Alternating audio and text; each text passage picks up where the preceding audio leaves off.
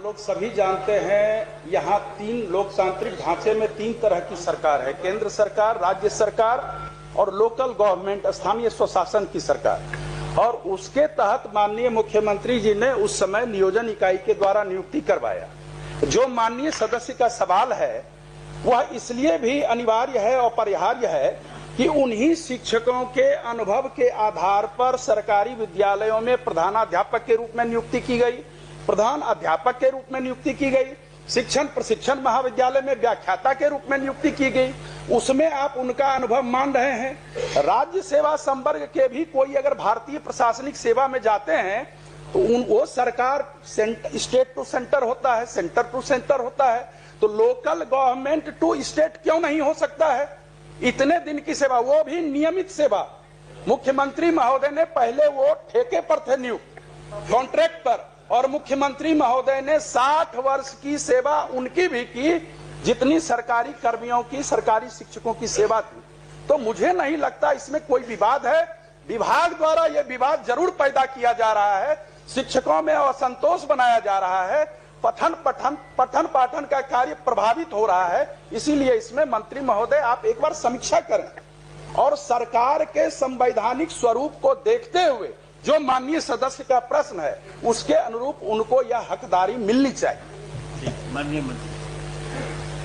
माननीय सभापति महोदय, जहाँ तक शिक्षकों के वेलफेयर का प्रश्न है या फिर शिक्षा जगत में जितनी सुधार हुए हैं, अगर उसमें डिटेल में जाएंगे समय लगेगा, लेकिन यह कहना कि शिक्षकों के विरुद्ध है सरकार या उनका ख्याल नहीं रख रही है, सही नहीं है। लेकिन जो कॉन्स्टिट्यूशनल पोजीशन है, हम निश्चित रूप से आपके प्रस्ताव पर और विचार करेंगे, लेकिन जो कॉन्स्टिट्यूशनल पोजीशन है वो भी माननीय सदस्य जान जाएं। स्थानीय निकाय शिक्षकों की नियमावली भारत के संविधान के अनुच्छेद 243(6) के तहत अधिसूचित की गई है, जो राजकर्मी श्रेणी के तहत नहीं होते हैं। तो ये कॉन्स्टिट्यूशनल पोजीशन है, लीगल पोजीशन है। उसके बावजूद भी मैंने कहा कि हम उस पर विचार करेंगे, लेकिन जहाँ तक लीगल पोजीशन है, कॉन्स्टिट्यूशनल पोजीशन की बात है, सरकार उस पर सही है और जो हमारा विभाग है वो भी सही है। किसी को तंग तबाह करने के ख्याल से इस तरह की कोई मंशा नहीं है। हम लोगों ने तो जहाँ तक हो सका है शिक्षकों के हित में सारी कार्रवाइयाँ की हैं। अभी आप देख ही रहे हैं जो नियुक्तियाँ हों या उनके अन्य जो भी उनके हित के कार्य थे, 2 लाख करीब 50,000 से ज़्यादा जो शिक्षक थे वो तो पास कर चुके हैं सक्षमता परीक्षा में और वो राजकर्मी का दर्जा पा रहे हैं। महोदय हम भटक गए। मैं यह संजीव जी ने भी कहा कि आपने हेडमास्टर बनाया तो उसकी वरीयता को काउंट किया कि नहीं? आप बीपीएससी में सरकार ने एक योजना लाई कि नियोजित शिक्षकों को हम परमानेंट करके राज्यकर्मी का दर्जा देना चाहते हैं। आप दिए, वो परीक्षा दिया, लेकिन उसका पोंछ काट देने का आपने तो नहीं कहा था कि आपका जो पोंछ लगा हुआ है 18 साल का, 20 साल का, वो हम काट देंगे। और सरकार नियुक्त की थी, चाहे वो जिला में जिला परिषद का हो या कॉरपोरेशन में हो, जहां कहीं भी जहां कहीं भी नियुक्ति हुई है महोदय, वो सरकार के आदेश पर हुआ है। 60 साल तक आपने उसको रखने का वादा किया इसी सदन में। हम सिर्फ यह चाहते हैं कि जो 18 साल 20 साल से काम कर रहे हैं उनकी सेवा निरंतरता उसमें जुटनी चाहिए। ये यूनिवर्सिटी एक्ट में भी है, दुनिया में ऐसा नहीं होता है कि एक ही काम कर रहे हैं, हम प्रमोशन के लिए छलांग करने जा रहे हैं बीपीएससी में देकर टेस्ट कराने, तो हमारा पोंछिए काट दीजिए। इसलिए महोदय मैं पुनः यह कहता हूं कि उनकी जो सेवा निरंतरता है उसमें जोड़ी जाए। अनुभव, जितने दिन का अनुभव है, और आज अभी यूनिवर्सिटी सर्विस कमीशन के पूर्व चेयरमैन बैठे हुए हैं और वर्तमान चेयरमैन भी बहाली कर रहे हैं। आप दूसरे कॉलेजों को, एफिलिएटेड कॉलेजों के 10 साल और 5 साल का आप काम करने का अनुभव जोड़ रहे हैं कि नहीं? आप उस पर आप अंक दे रहे हैं कि नहीं? ये दुनिया में ऐसा ही चलता है। एक अलग रूप से इसको प्रताड़ित करने के दृष्टिकोण से जो जूनियर आज बहाली हुआ है उसके कलेजा पर आप सीनियर के कलेजा पर बैठा देंगे तो शिक्षण संस्थानों में इसका असर पड़ता है। इसलिए महोदय मेरा आग्रह है कि उनका जो अनुभव का लाभ है उसमें जुटे, या इस पर सरकार क्या कहती है? सभापति महोदय, प्रताड़ना की तो बात मेरे समझ के परे है और शायद इस सदन के समझ के भी परे है। शिक्षकों को जहां तक सुविधा दी जा रही है, एक चीज माननीय सदस्य भी बताना चाहेंगे, चूंकि उन्होंने लीगल प्रोविजन की बात की और हमने भी किया, तो क्या जो सक्षमता पास करने के पहले जब वो जो शिक्षक थे जिसे नगर निकायों ने या पंचायती राज व्यवस्था के अधीन उन्हें नियुक्ति दी गई, उन्हें टेम्परेरी स्तर पर या कॉन्ट्रैक्चुअल पर, तो वो हकदार नहीं थे न्यू पेंशन पॉलिसी के उस वक्त जब आप वहाँ पर जब आपकी नियुक्ति थी या आपको जब पंचायती राज व्यवस्था के तहत आपको शिक्षक के रूप में रखा गया, तो उस वक्त आप तो न्यू पॉलिसी स्कीम के एनपीएस के तहत पेंशन स्कीम के हकदार नहीं थे। हकदार अब आप हुए हैं अब से, जबकि आप राज्यकर्मी का दर्जा पा लिए हैं तब। तो इसलिए प्रताड़ना की कहाँ से बात हो रही है? वो तो उनके सुविधा के लिए हम लोग ने सक्षमता परीक्षा की और उसको हम लोगों ने राज्यकर्मी का दर्जा दिया। माननीय मुख्यमंत्री जी ने बिल्कुल उनके तरफ संवेदनशील रुख अपनाया है। जहाँ तक ये प्रश्न है, उन्होंने कहा कि सेवा जो उन्होंने दी है राज्य को और अपने अपने संस्थाओं में, उस पर हम विचार जरूर कर लेंगे, लेकिन कानूनन रूप से इसकी बाध्यता नहीं है, लेकिन फिर भी हम संवेदनशील होकर उस पर पुनः विचार करेंगे।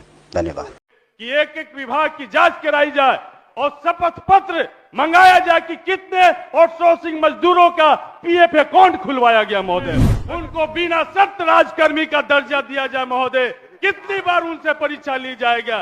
एक ही 12 साल 15 साल पढ़ाने के बाद उनसे परीक्षा लेने की बात की जा रही है। महोदय, हम पूछना चाहते हैं कि आखिर ये सरकार बदलते ये क्या मजबूरी आन पड़ी कि शिक्षा क्षेत्र में भी आउटसोर्सिंग को बढ़ावा दिया जाने लगा महोदय। एनडीए ही ना आप हैं? अरे इधर देख के बोलो भैया। तो भैया हाँ बोलिए। आउटसोर्सिंग को बढ़ावा दिया जाने लगा महोदय। जो रात्रि प्रहरी की नियुक्ति माननीय विधायक लोग की अध्यक्षता में किया जाता था, जिसका मानदेय 5,000 रुपया तय करते थे महोदय, अब आउटसोर्सिंग के माध्यम से 10,000 रुपया दिया जाएगा, लेकिन वो भी उसको नहीं मिलेगा महोदय। ये इस तरीके से माननीय विधायकों को जो अपमानित किया जा रहा महोदय सरकार के द्वारा, इसमें सरकार के भी विधायक है, विपक्ष के भी विधायक हैं, इसमें संशोधन होना चाहिए महोदय। या तो माननीय विधायकों को उस कमेटी से बाहर कर दिया जाए, या तो रखा जाए तो उनकी प्रतिष्ठा की रक्षा की जाए महोदय। ये हम कहना चाहते हैं महोदय। और आउटसोर्सिंग में महोदय सबसे महत्वपूर्ण चीज है कि यदि आरक्षण को खत्म करना है तो उसको विभाग को आउटसोर्सिंग में डाल दो। उसमें न अनुसूचित जाति को आरक्षण मिलेगा, न जनजाति को मिलेगा, न अति पिछड़ा को मिलेगा, न आर्थिक रूप से समान वर्ग के बच्चों को भी मिलेगा महोदय। जिसको वो ठेकेदार चाहेगा उसको बहाल करेगा अपने शर्तों पे, जिसको चाहेगा उसको लात मार के निकाल देगा महोदय। ये है आउटसोर्सिंग का। तो इसलिए आउटसोर्सिंग के तरफ जो जा रहे हैं, हमें सरकार से, डबल इंजन की सरकार से हम अपील और मांग करते हैं महोदय कि आउटसोर्सिंग में भी रिजर्वेशन पॉलिसी को लागू किया जाए महोदय। बगैर रिजर्वेशन पॉलिसी के आउटसोर्सिंग कहीं भी मजदूरों को हित कर नहीं हो सकता महोदय, सभी वर्ग को समान अवसर नहीं दे सकता महोदय। इसलिए आउटसोर्सिंग में भी रिजर्वेशन को लागू किया जाए महोदय। और आउटसोर्सिंग तो हम लोग पछतान है, उसको खत्म किया जाए महोदय। और बाकी दूसरे तरफ महोदय जदयू के साथी लोग बैठे हैं, बहुत आंदोलन किए, बाबू जगजीवन राम छात्रावास को जब बंद किया जाने लगा, खत्म किया जाने लगा, तो क्या यकीन करें कि अब डबल इंजन की सरकार बनी है तो अब देश में बाबू जगजीवन राम छात्रावास को नहीं बंद किया जाएगा? क्या यकीन करें कि बाबू जगजीवन राम छात्रावास जहां और नहीं खुला है वहां पे खोलने की व्यवस्था की जाएगी?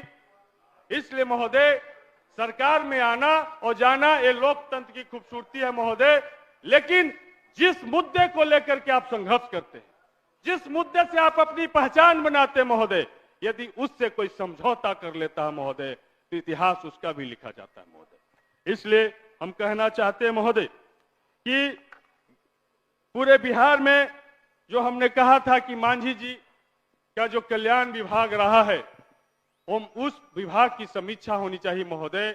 आज वहां पे जो स्थिति है आउटसोर्सिंग से, जो वहां पे रात्रि प्रहरी या तो गार्ड बहाल किए जाते हैं महोदय, रसोईया बहाल किए जाते हैं।